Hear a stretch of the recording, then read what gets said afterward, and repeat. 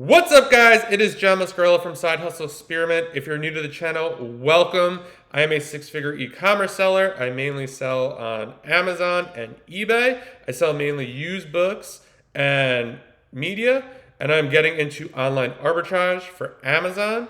And on the channel, we talk about everything reselling. I give you tips and tricks and kind of give you insight into what I'm doing in my business and attempt to help you not make mistakes. So if you're into that stuff, please subscribe, like the video. It would mean the world to me.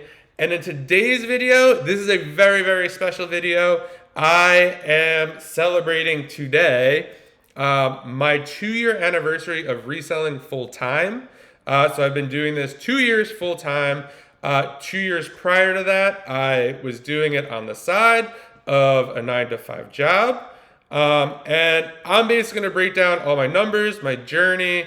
They'll be like rounder numbers, but I'm basically going to show you how I took $10 and turned it into over $650,000 in sales. It was crazy.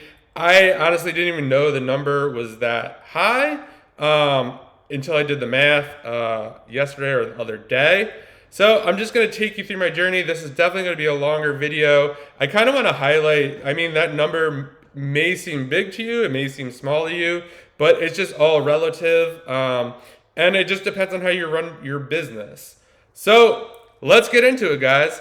So in 2017, oh, and by the way, if I'm looking up, I typed some notes out to kind of keep me on track. I do have ADHD, so I tend to go all over the place. So this is definitely going to make the video better. So in 2017, I was in a meeting with my boss, and we were going over, it was my 1-year review, and at the 6-month mark, prior to my 1-year review, we made a deal that if I did a great job, they would give me more money. I did a good job, they gave me more money. And then at the 1-year review, they were like, okay, like, hey, you're doing an awesome job. Since we already gave you a raise, we're not gonna give you anything. And I was like, what? Like, no. I thought that that we already agreed to that. That has nothing to do with this. And they're like, oh, we're gonna reevaluate, yada, yada, yada. And I was always sitting there, I was like, I cannot have someone else in control of how much I am able to make. I've always worked for my dad. He was an entrepreneur, and I've always wanted to be an entrepreneur as well.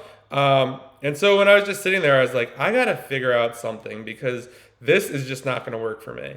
So I am a big Gary Vee fan. I was watching one of his videos one night, and he went garage sailing, and he like basically bought like a stuffed animal or something, and he's like, I'm gonna flip this, and I'm gonna pay $5 and turn this into 20, yada yada yada. I've always kind of thought about it, doing something like that, but I've never done it. It kind of seemed weird to me. But I was like, you know what? I am like sick of work. Like, let me just see if I could do it. Like, I'm just gonna try. So I started flipping furniture on Facebook Marketplace and Craigslist and OfferUp and Letgo, and that's how I got my start. I took $10 and bought 4 dining room table chairs.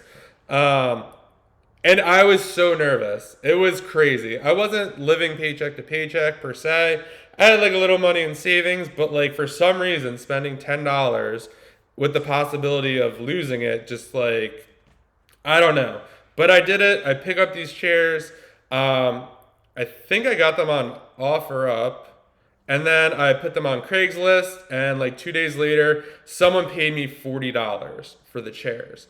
My thinking was I wanted to double my money.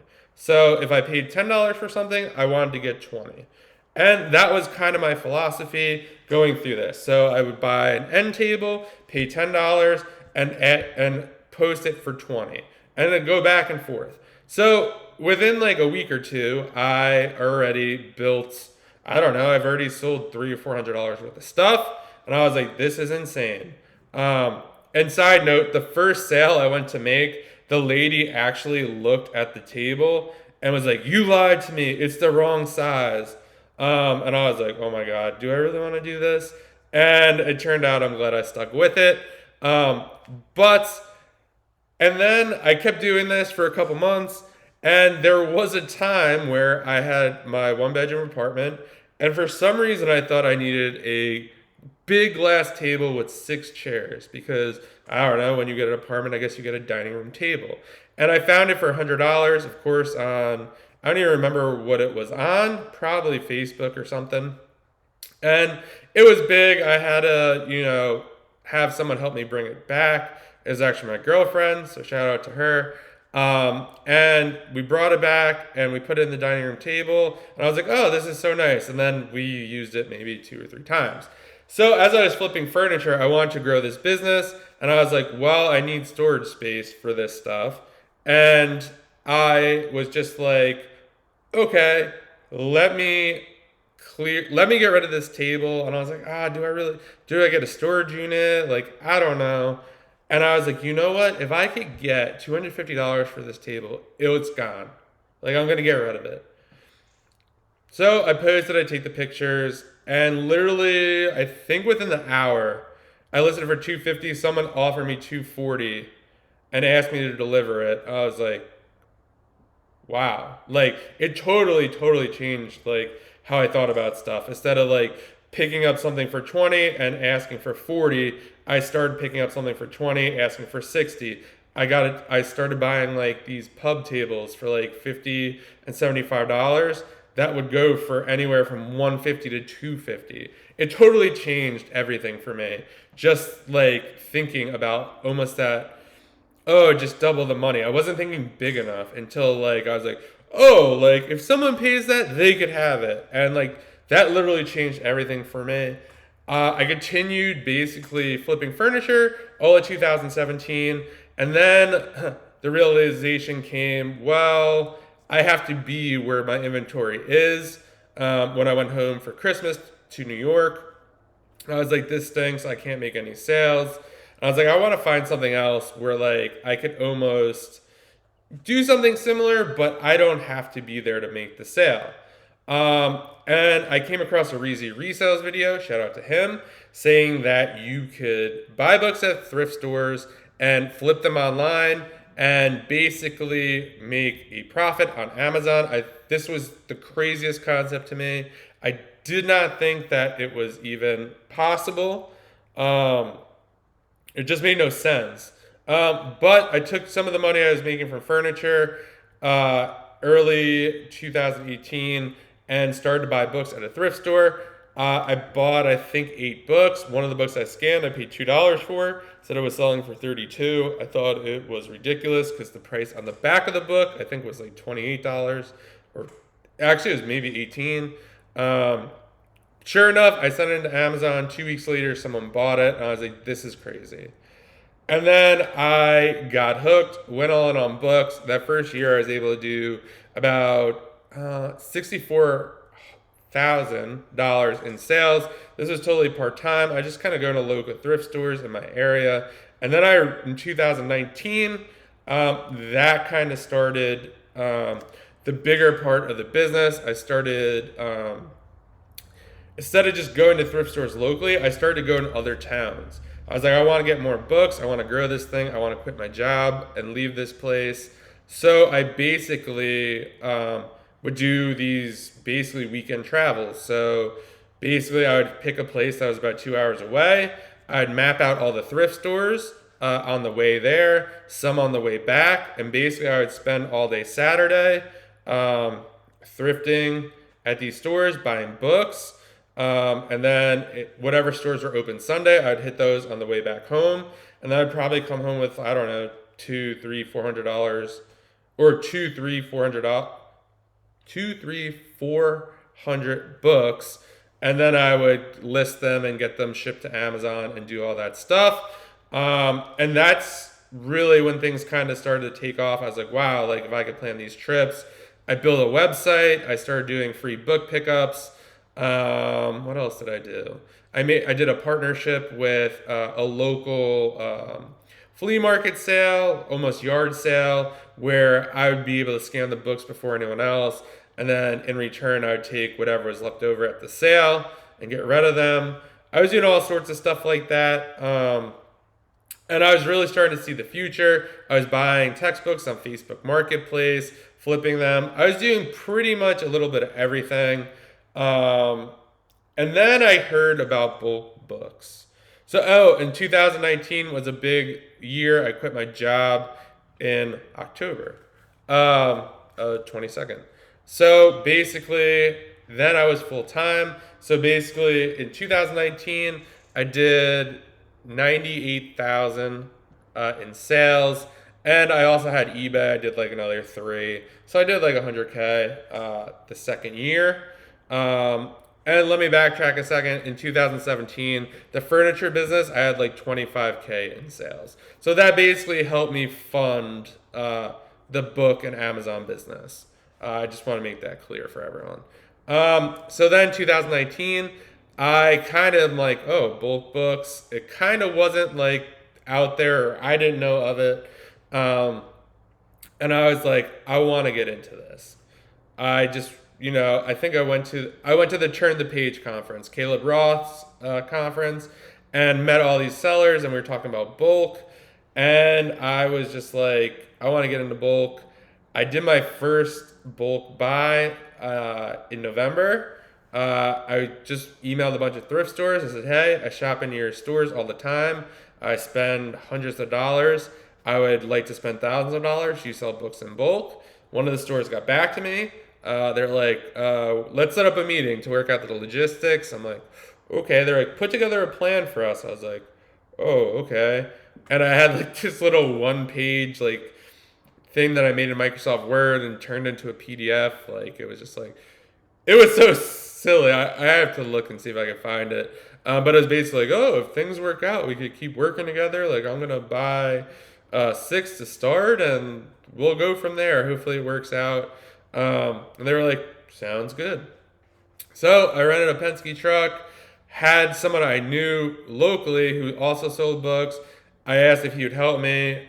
He agreed to help me. So we picked up the books, went through them. We did it all in one day. We picked up the books in the morning, scanned all of them on the truck. It was such a disaster. We were putting them in like medium-sized Home Depot boxes. Oh my God, it was one of the worst days. Then we donated them all to Goodwill. And I thought it went great, but after realizing how to really calculate Gaylord numbers, it turned out that I was paying like $4 or $5 a book, which is not good. It was one of those situations where I want to make it work so bad that I kind of like didn't incorporate all the numbers. So basically, like, the truck rental and all, I just basically took what I paid for the books and divided by how many books I got instead of like taking all the expenses in. But I did about 3 or 4, this about 3 or 4 times. The third time I actually hired a moving company to go pick up the books. And then they would bring them to me, a storage unit, they'd unload them. And then, I was kind of going from there. I had like a little fork, a pallet jack at the forklift. I had this piece of like wood that was, like that chipwood that would break every 2 or 3 times I got a delivery. That's what I was using for a ramp. Super, super not professional, but it worked. And so after a couple times, this source definitely was not working out. I asked for a lower price and they said no.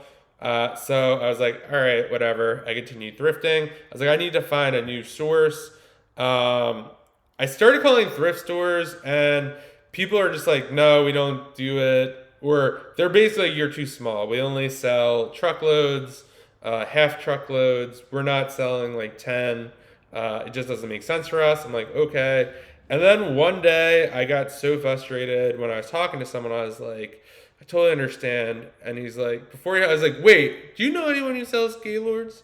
Or like in a smaller amount? Like, this is what everyone's saying. He's like, actually, you know what? Like, I know this one guy, like, here's his contact info, like, reach out. You could say that I told him to send you. And this was my first kind of new source. It was someone who's a broker. The books were super expensive. I think it was like $2,000 for 12 Gaylords or 10 Gaylords. And that included the trucking and everything. And I was like, whoa. Like, I was paying the other thrift store like $600. And it was just like, holy smokes. Like, this is so, like, triple what I spent. And I was like, I don't know about this. And I was like, you know what? Like, just do it. Like, let's go for it. The books were amazing. I found a set of $1,200 encyclopedias in there. I think it was in the first Gaylord. I was like, wow. Then I really started to get bulk. I found someone to pick up the duds, which was a big pain point for me. I just did that by Googling. And then that kind of wrapped up like 2019. 2020 rolls along. I was like pumped. I had 2 storage units now, 2 10x30s. I was like, I could get a delivery, have all the duds in one, and then if I can't get them picked up before another delivery has to come, I could just put the other stuff in the other storage unit and just work back and forth. So I got another delivery from the guy, and of course the books were just as good. I was making crazy amounts of money on these books. The second one was like they cleaned out, I think, a college library, and there was like thousands upon thousands of dollars of just textbooks. In those, it was just crazy, like multiple copies. And then the big C happened. Not gonna say it fully because supposedly that's bad for YouTube. But if you don't know what that means, just think about it. The world basically shut down, and my supplier was in a different area than me, and basically his business got shut down, so he could no longer deliver to me. The state I lived in was super strict, and they weren't allowing anyone come in, so I was stuck. I was actually in contact with another person, another thrift store that I was trying to make a deal with. They don't sell direct, so they direct me to a broker, and he was, I don't know what his deal was. He just was not, he was kind of weird and basically thought I was a joke, so I don't know why, but we didn't work together, and I kind of wrote in a Facebook group asking, like, what am I doing wrong? Like, I don't understand, how does a broker work in a situation with a thrift store? And someone reached out to me, and it was actually someone who I contacted in a group before, or he replied to one of my comments, and he was like, hey, send me a private message on Facebook. I think I could help you out. He's a super nice guy. He's really not on social media. I don't know if by choice or whatnot, but I'm not going to call him out by name. And he was just like, listen, like, I know someone who would probably be a good fit for you. You know, he sells books, like, here's his contact information. Turned out he was a recycler. And I was like, all right, cool. We negotiated a price. And he said that he would deliver them as well. So I didn't have to figure out trucking or whatnot. I did pay for the delivery. But it was all wrapped up in the price. So I started working with them.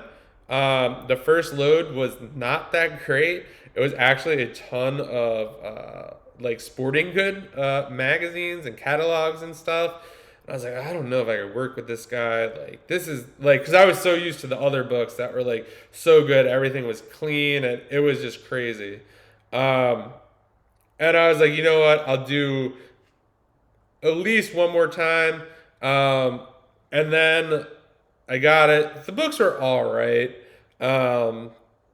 And, you know, I started selling. So, backtrack a little bit. He had to stop delivering as well because of the restrictions. And I was stuck. Amazon said, hey, also Amazon comes out and says, hey, you can no longer sell books. Well, not longer send them, but you can't send them to the warehouse because we're only taking essential goods. So I was like somewhat freaking out. I'm basically like 6 months into, you know, quitting my full-time job.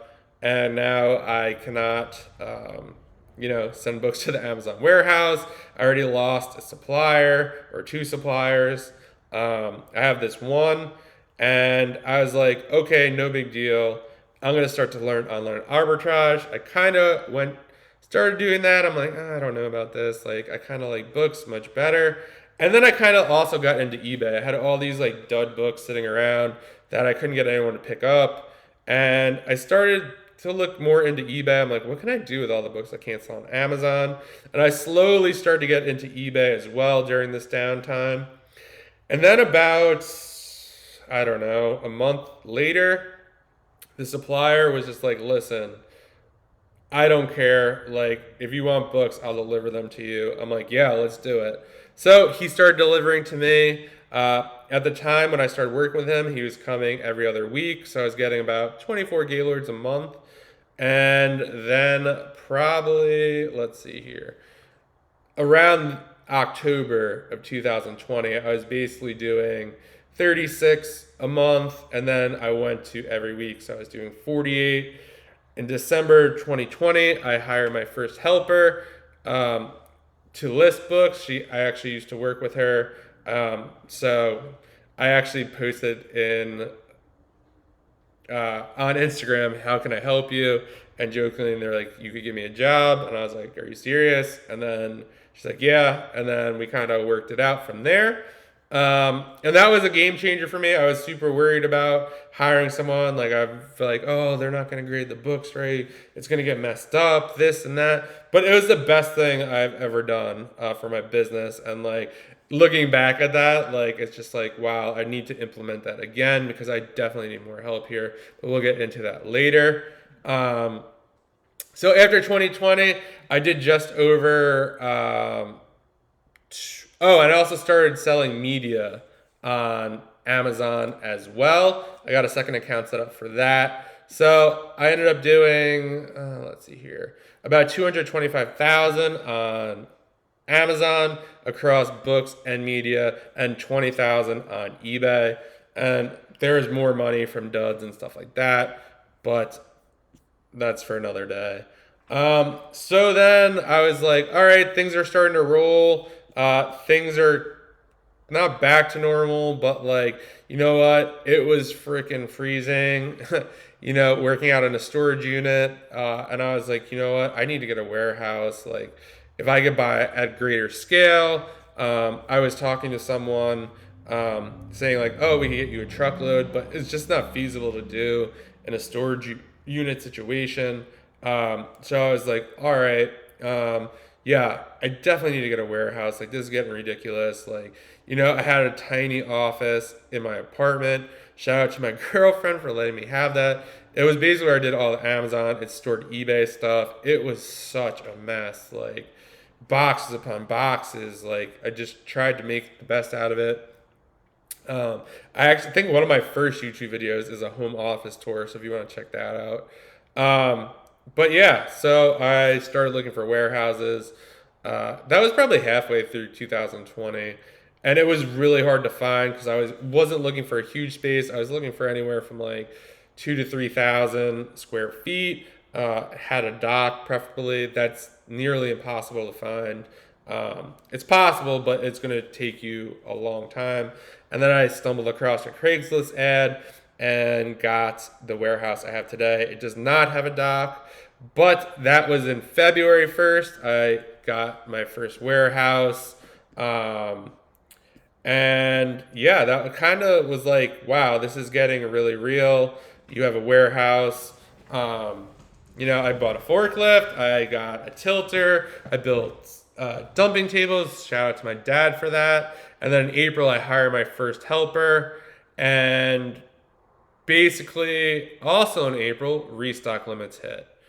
And it was like, oh, God. Like, it really freaked me out. And I was like, wow. Like, I just got this warehouse. I'm just getting up and rolling. And now I'm being limited on inventory. I just did like a massive clean out. And then the numbers kept going down. And you could check my YouTube video, channel. Like, I talked about it a lot. And I was like, it's all right. We're going to figure this out. I started merchant fulfilling books. I did Amazon. It's a hybrid model that we have now where it's mostly, I would say, probably 60% MF, 40% FBA, It's probably getting smaller and smaller. But yeah, so that's kind of what we have now. Um, and then restock limits keep going down, keep going down.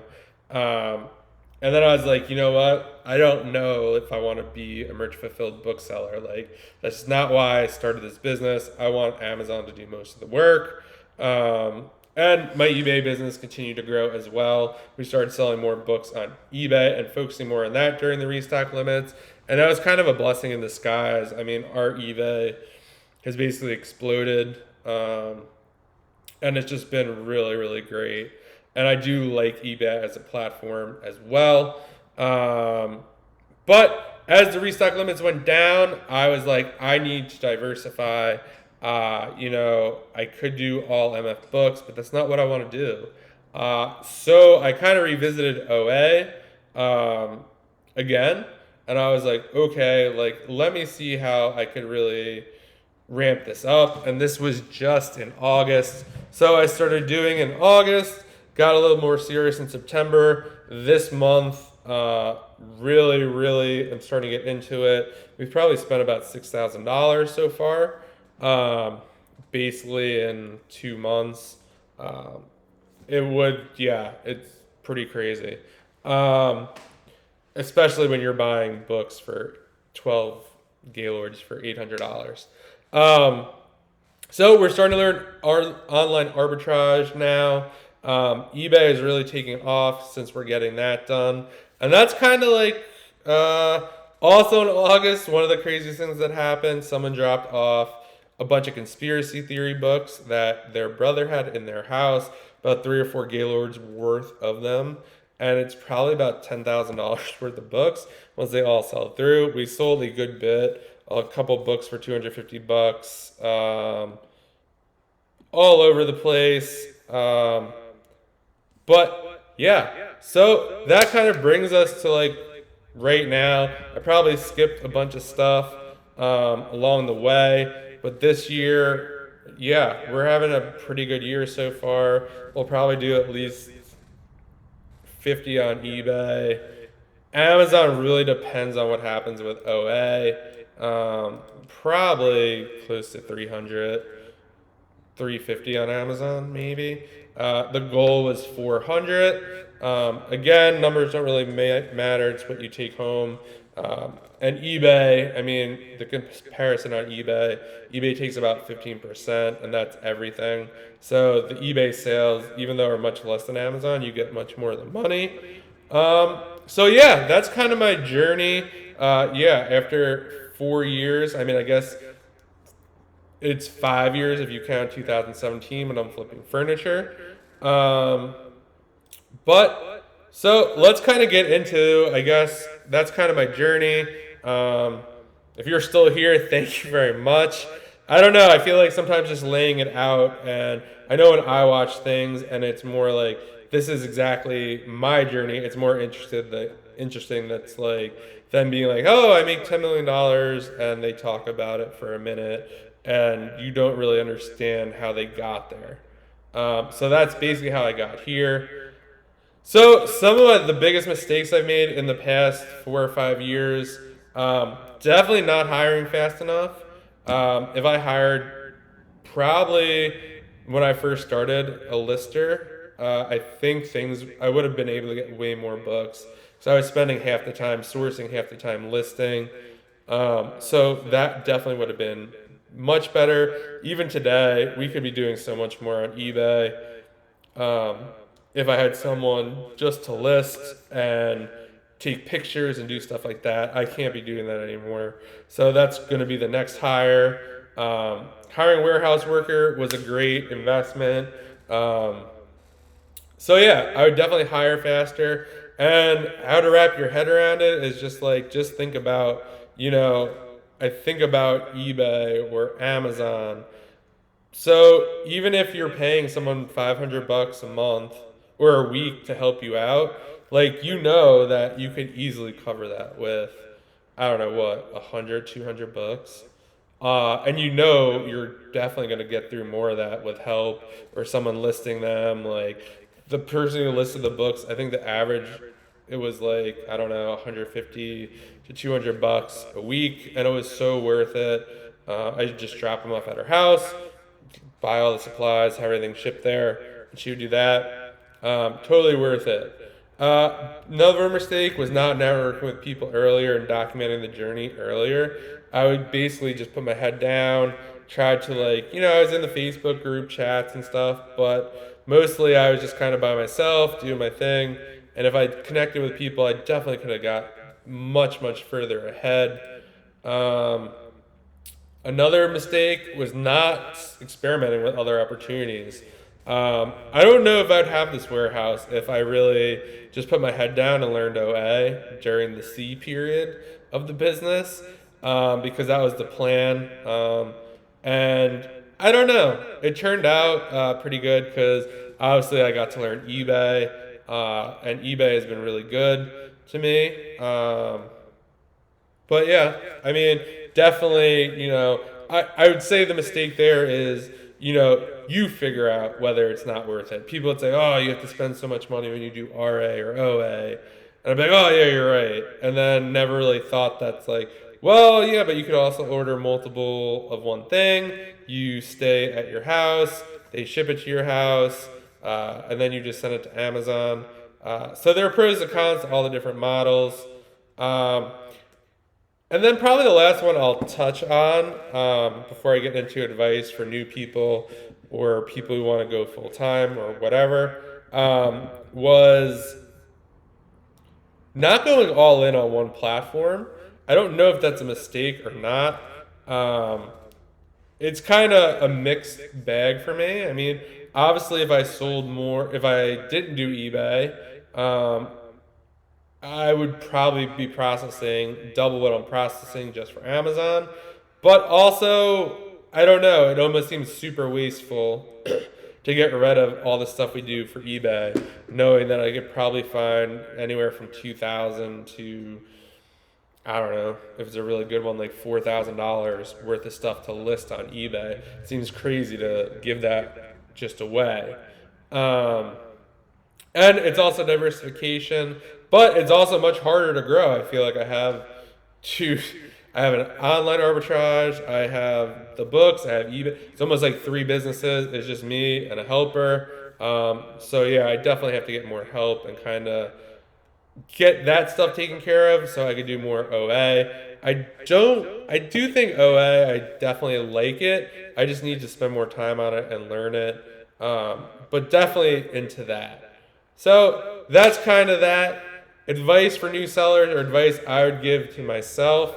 And so you got to put work in every day. I thrifted every day. When I would thrift at lunchtime, I would thrift after work. My opinion was oh, whatever. People say, oh, just go to the store once a week. They put new stuff out every day. You just never know what you're gonna find. It might be frustrating to see other people already went through it, but you just never know what you're gonna find. So if you put in work every day, and that doesn't mean 4 hours or whatever, it could just be an hour, or maybe you just reprice inventory, or maybe you just, I don't know, just do a little something every day to move your business forward. That will definitely help you grow faster. It's about consistency. The more you show up, the luckier you get. It's just how it works. Number 2, try not to take any money out of the business for the first year. Just keep investing it. I didn't take anything out the first year of doing Amazon. It was just everything that I made just kept getting reinvested in the software, scanners, printers, computer, all the stuff, and just kept reinvesting it, buying more inventory. Definitely try that. Another thing, don't worry about your payouts when you first start selling on Amazon. It's going to take you, a lot of people are oh, my balance is negative. It's going to take you a good 3 to 6 months to really start to get in the groove of things. If you're doing books and stuff like that, maybe OA, RA, if you're finding really, really hot products, it will go much quicker. But for the most part, I would definitely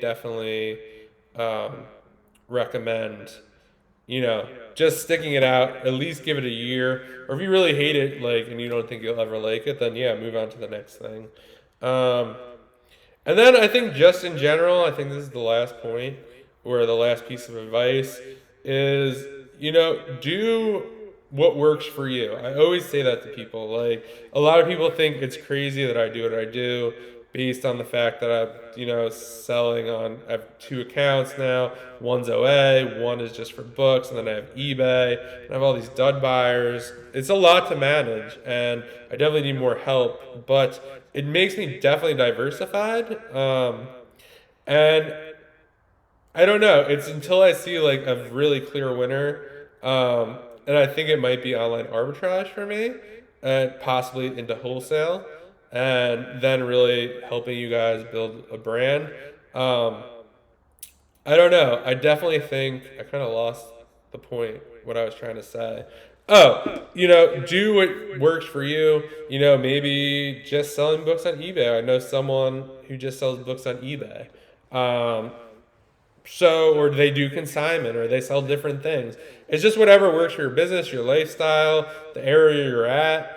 And don't be like, don't compare yourself to others. That will kill you. I do that. I still do that to this day. And it doesn't help. We're all in different situations. So just do what's best for you. Try a bunch of stuff. And if you're still watching, thank you so much. I really appreciate it. It's been a roller coaster ride with everything going on in the world, changes at Amazon, but it's also, it's basically what entrepreneurship is and starting your own business. Like, you got to constantly be changing.